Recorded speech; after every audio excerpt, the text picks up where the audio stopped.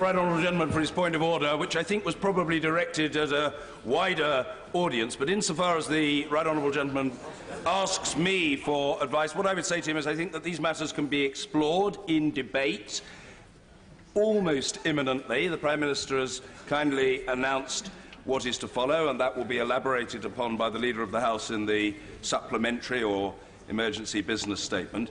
The Right Honourable Gentleman is well familiar with the opportunities that are available to him in the table office, and I have every expectation that colleagues who want to air propositions in the coming days will have the opportunity to do so. I don't think it is necessary for me to say anything further than that, but that seems to me to be manifest. Let's leave it there for now. Yes, I will come to the Right Honourable Lady, who may well have important matters to broach, not far distant from what the Right Honourable Gentleman has just raised. But let's just take the Leader of the Liberal Democrats. Point of order, Sir Vincent Cable. With your vast knowledge of parliamentary precedent and history, can you identify a single case, say since the American War of Independence, in which a Prime Minister has twice been defeated and continues with the same policy? Well, the government backbenchers very unkindly spoiled the Right Honourable Gentleman's punchline, as a consequence of which I didn't hear it.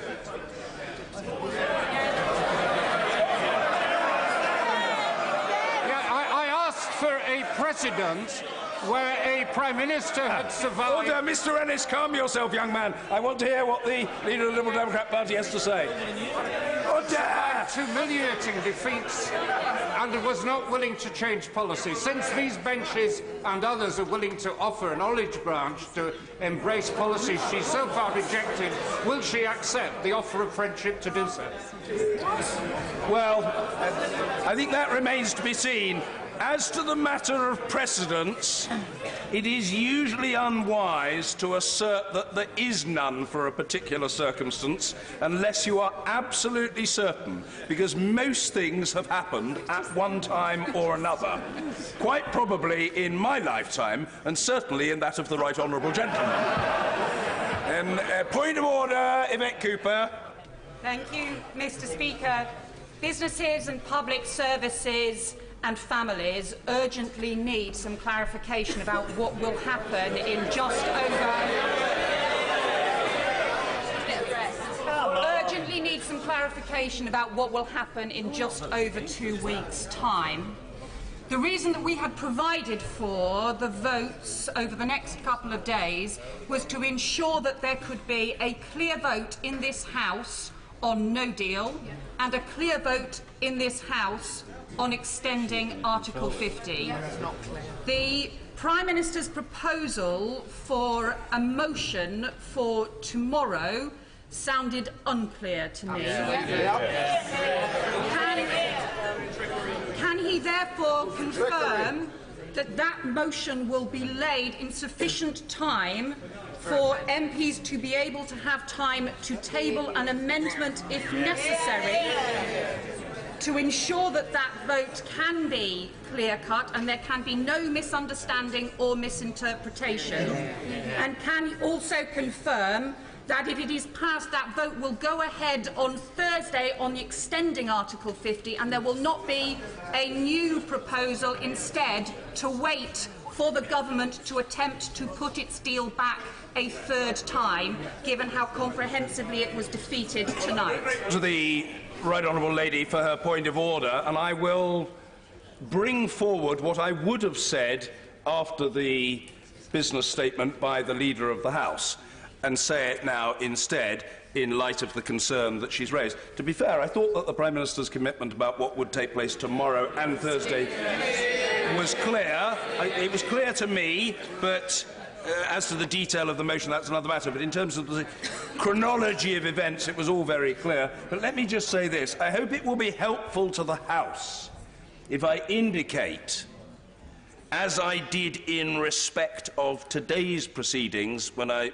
addressed the House last night, if I indicate an advisory cut-off time of 10:30 on Wednesday morning for manuscript amendments to tomorrow's motion. My strong expectation, and I think I heard it, is that the motion for tomorrow, in accordance with normal practice, will be tabled tonight before the close of business, and there should be an opportunity for manuscript amendments up to 10:30 tomorrow. Amendments that reach the table office before the rise of the House tonight will appear, colleagues, on the order paper in the usual way, as those that were tabled last night before the close of business appeared on the order paper today in the usual way. The table office, whom, by the way, we thank for their prodigious endeavours at this difficult time, will arrange publication and distribution of a consolidated amendment list as soon as possible after 10:30 a.m. on Wednesday, including all the manuscript amendments. I will announce my selection of amendments in the usual way at the beginning of the debate. I hope that that is helpful both to the Right Honourable Lady and indeed, for that matter, to all colleagues. Yes, of course. Yeah, well, these are important matters, and although the Right Honourable Gentleman is a self-effacing fellow, he's an important man. Point of order, Hilary Benn. Thank you very much, Mr. Speaker. Further to the announcement you have just made about manuscript amendments for the motion that we will debate tomorrow, depending on the outcome of that vote, we will then come, as the Prime Minister has just made clear, to a motion on Thursday about seeking an extension to Article 50. Could you please clarify, depending on what time that motion is tabled tomorrow, which clearly can't be until we've voted to reject leaving with no deal, what arrangements you intend to apply for Thursday to allow for manuscript amendments in the way that you have just set out for Wednesday? The hours will be different because we start earlier on a Thursday, but I will apply the same logic and, I hope, sense of reasonableness and desire to accommodate colleagues. So I haven't come to a particular view about the precise deadline for Thursday now. It's something I'm happy to discuss with the Right Honourable Gentleman and other colleagues privately if they so wish, but I will have the same consideration in mind. The House's interest must be served, and I should seek to facilitate what members want. I hope that's helpful.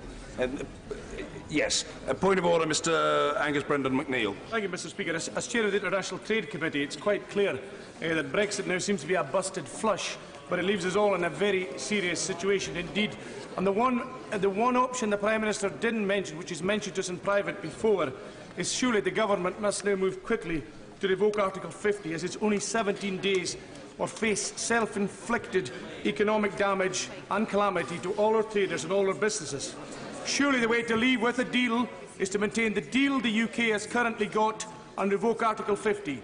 Can we see that before the House, Mr Speaker, as an option for MPs to vote on in the 17 days of seriousness we have in front of us now? Well, the Honourable Gentleman chairs an important select committee in this place, the International Trade Select Committee. His brow was furrowed, he had a look of great seriousness, and I thought he was going to make a purely procedural point. But it is a partly procedural point, but it's also, if I may say so, a political point, to which the answer is that there will be an opportunity for an amendment to be tabled to any motion on the prospective extension of Article 50. So the opportunity is there for colleagues, and if an amendment is tabled and garners significant support, that would be a factor in the mind of the Chair in deciding whether to select it or not. But it is open to him to table such an amendment, and I've got a feeling that he will go beetling around the House in hot pursuit of colleagues who share his views on this matter. Point of order, Liz Saville-Roberts. Thank you, Lawrith. I would note that the Prime Minister listed revocation, a different deal, or people's vote. I would seek his advice on how this House will ascertain those choices. Yes, I think the... forgive me, I think the Honourable Lady has foxed me. Is the Honourable Lady seeking...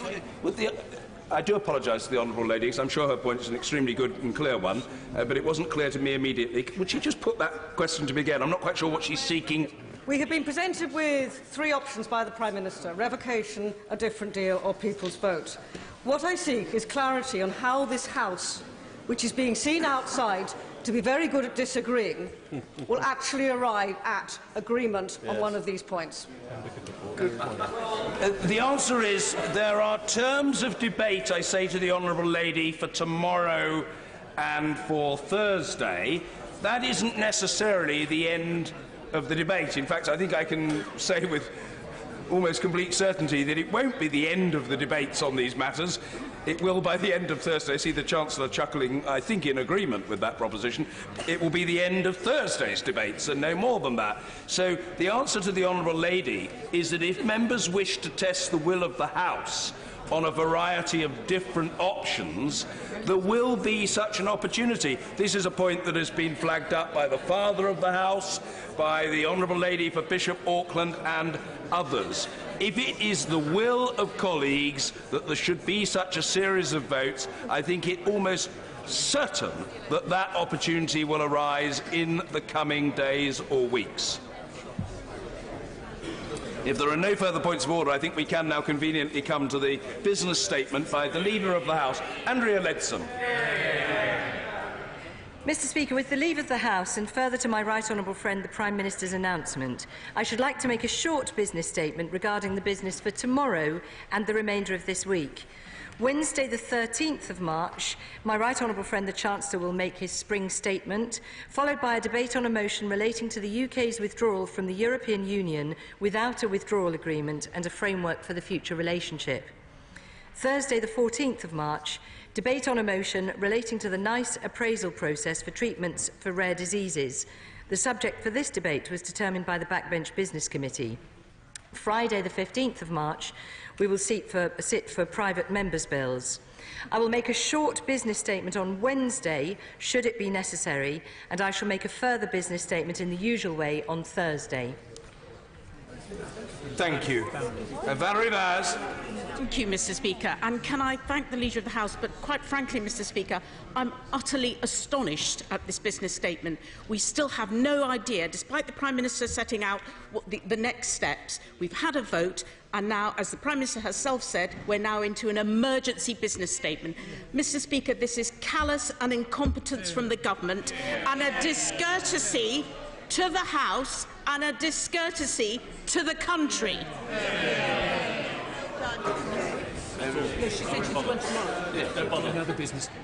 I think what the Leader is saying is that there would be a further business statement tomorrow. Presumably, the Right Honourable Lady means after tomorrow's debate and vote. Well, those points have been put on the record. I note what the Shadow Leader has said, and I'm happy to hear other points of order at this stage. Yes, indeed, I will come. Very well. Point of order, Mr Peterbone. Thank you, Mr Speaker. Could the Leader of the House tell us whether there will be protected time for the debate tomorrow, considering that there is going to be an important statement first? Forgive me, I want to facilitate the House. I think that's more... let's continue the exchanges on the business statement. That's really an inquiry, I think, for the benefit of the Leader, to which she can respond. The Leader. The motion will be brought forward in the usual way, and it will be for the House to agree. Thank you. Pete Wishart. Thank you very much, Mr Speaker. The fact we had a House for that very brief business statement, there was no question whatsoever. There was no question whatsoever that the government could possibly renege on the Prime Minister's commitment to have these consecutive votes, so we very much welcome that. I was a bit more concerned about what the Prime Minister said about the motion tomorrow. There did seem to be just that little bit of wriggle room, just a little bit that I detected, that the government would still hope to proceed with a no-deal Brexit in the event of this House voting to stop it. Now, I need to hear from the Leader of the House tonight that they will bring forward legislation in good time for no deal to be taken off the table, and there will be no question whatsoever. If this is what the House decides, this is what the House will get. And this is what happened too often, Mr Speaker, where we've had these debates, we've had these votes, just for this government to casually ignore it. Now, it's said tomorrow that will be a free vote. Again, I hope that will be extended to the vote on Article 50. We need to have protected time so that this could be properly considered by the House. No question whatsoever of the two votes being bundled into one, which was rumoured today. So can we have these rock-solid commitments? Because today, Mr Speaker, this has been an absolute disaster. The chaotic cluelessness of this government's Brexit has been played out to the very, very end of these proceedings. We now need to get through the next 17 days with as much order, with as much respect to this House as possible. and that means respecting decisions. Will the Leader of the House do that in the next 2 days? Leader of the House. Well, what I can say to the honourable gentleman is really just to repeat what my right honourable friend the Prime Minister said, which is that if the House votes to leave without a deal on the 29th of March, it will be the policy of the government to implement that decision. If the House declines to approve leaving without a deal on the 29th of March, the government will, following that vote, bring forward a motion on Thursday on whether Parliament wants to seek an extension to Article 50. Thank you. I can just inform the House, if this is helpful, that I understand that the government's motion for tomorrow's debate has now been tabled. And colleagues thinking of tabling amendments or simply wanting to study the motion in the table office have the opportunity, if they wish, to do so. Tom Brake. Thank you, Mr. Speaker. Mr. Speaker, I think for the benefit of everyone in this chamber, it really would be extremely helpful if the Leader of the House would in fact confirm whether there is protected time available for this debate. We do not want it scrunched into a very, very short period of time. There may be urgent questions, there may be statements, and we may be left with perhaps a matter of minutes. What we don't want is a repeat, for instance, of last night, where we have a minister, the Deputy Prime Minister, coming to make a key statement at 10 o'clock at night, and we are then left with very little time before the following morning to assess the implications. So can we have a guarantee that protected time will be available? It's not an unreasonable demand. It is. Well, as the honourable gentleman will know, a motion of this House is amendable, and it is for the House to agree the timetable for tomorrow's discussion. Yvette Cooper. Given that a meaningful vote has been defeated tonight, can the Minister confirm that that means that a motion will be tabled by the Government under Section 13(4) of the Withdrawal Act? And when will that motion be tabled? Can she confirm that that will be tabled next week and before the European Council? What I can say to the Right Honourable Lady is that the Government will ensure its commitments under Section 13 of the European Union Withdrawal Act of 2018 and the order of the 4th of December are met. Point of order. Angela Regal. Thank you, Mr. Speaker. The Leader of the House has chosen to have an emergency business statement merely about tomorrow's business, when we know there are sequential changes to Thursday's business as well. And she hasn't made it quite clear, and I hope she'll be able to do so this evening, to the House, that if we should vote to take no deal off the agenda tomorrow in this motion, that there will be a change to the legislation, which obviously we know is not superseded by a motion this House has passed. We'd have to change the legislation which has the leaving date of 29th of March in it. Will she now take this opportunity to reassure all of us by getting to the dispatch box and telling us that if we vote to take no deal off the table tomorrow, she will immediately facilitate a change to legislation to ensure that that happens? What I can say to the Honourable Lady is that if the House declines to approve leaving without a deal on the 29th of March, the Government will, following that vote, bring forward a motion on Thursday on whether Parliament wants to seek an extension to Article 50. Well, that may not be, and I appreciate that's not the answer the Right Honourable Lady wants, but it's the answer she's getting tonight. But these matters, and I understand entirely where she's coming from, can all be explored in the days ahead, and I'm absolutely certain that they will be. Chris Bryant. I guess that if the Government has tabled the main motion, they've also tabled the business of the House motion governing tomorrow. So I don't understand why the Leader of the House can't just tell us what time the votes will be tomorrow. I mean, it will be for the convenience of members who have families and so on, because we're substantially changing the business for one of the most important matters affecting the House. If we just knew, is it going to be at 7 o'clock tomorrow evening? And Thursday, is it going to be at 5 or at 7? These are matters for the House to agree. right, but I mean, I think the answer is, as I understand it at the moment, the motion, the Business of the House motion, I think, is proposing a 7 o'clock finish. I think it's a 7 o'clock finish is proposed, though, as the leader says, that is an amendable proposition. And if colleagues want to propose amendments to that, they can.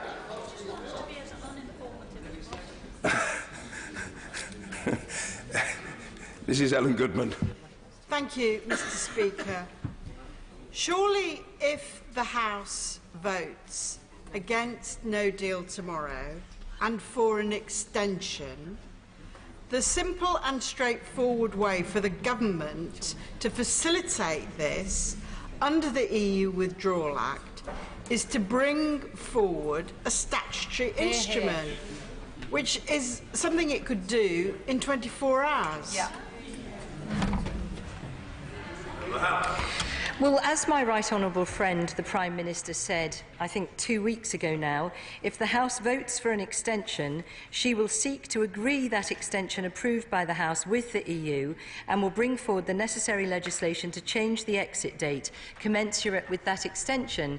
But as my right honourable friend also said this evening, it is not within her gift, it's not within this government's gift to insist upon an extension. That will be a matter for agreement with the European Union and potentially subject to conditions imposed by them. But it would come back to this House, finally, to Parliament, and would need to be approved by Parliament. Kirsty Blackman. Mr. Speaker, given that we are just over a fortnight away from Brexit Day and the Prime Minister's deal has again been resoundingly rejected by this House, it is absolutely necessary that the spring statement tomorrow is upgraded to an emergency budget. Will the Leader of the House ensure that that happens? Well, I've already announced the business for tomorrow, and my right honourable friend, the Chancellor, will continue as planned with his spring statement.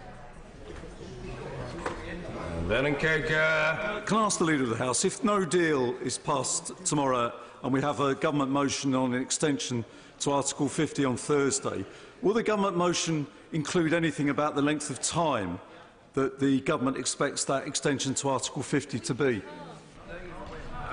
Well, I don't want to get into hypotheticals. At the moment, we have set out the debate for tomorrow, and the Prime Minister has been clear that should the House decline to leave the European Union without a withdrawal agreement and future political declaration, then we will table a further motion that invites the House to consider if it wants to extend Article 50. That will be an amendable motion, so it will be for the House to agree the length of such an extension, but that would only be tabled tomorrow should that be necessary. Mistreating. Thank you, Mr. Speaker. This evening's defeat was entirely foreseeable and foreseen. And yet, in spite of this, the Leader of the House is standing at the dispatch box. She wouldn't tell us what the limits were on the time limit of the debate tomorrow. She still won't tell us what the proposed wording for a motion on Thursday would be, or the conditions for the debate. And I'm afraid it's no good talking about hypotheticals, because this is the story of Brexit all along. Poor planning, poor preparation and treating Parliament with contempt. I think the Leader of the House owes it to every member of the House, so we can consider these things properly, to stand up and tell us what the motion will be on Thursday, so that people can think about amendments they want to table. That is within her gift. She's right that it's the House that decides, but the government has to come up with a proposition, and there is no reason why she shouldn't offer that proposition now. Well, can I say to the honourable gentleman that I always treat the House with the utmost respect, and I have tried very hard to explain that these propositions for tomorrow, and then if tomorrow the House declines to leave the European Union without the withdrawal agreement and future declaration, then and only then will we table a motion for the following day where the House can consider whether it wants to extend Article 50. These are sequential. These are not a package that the House is voting on together. I can confirm to the honourable gentleman that the motion for tomorrow has been tabled and that the motion of the House proposes that votes take place at 7 p.m. But it is a fact, it's not in any sense controversial to say that these matters must be agreed by the House. These motions are amendable and therefore can be amended and voted on by members. Thank you. Stuart Malcolm MacDonald. Mr Speaker, following the points from the Honourable Member for Gedling and Ilford, she knows, I know and the dogs in the street know that there is no majority to leave the European Union without a deal.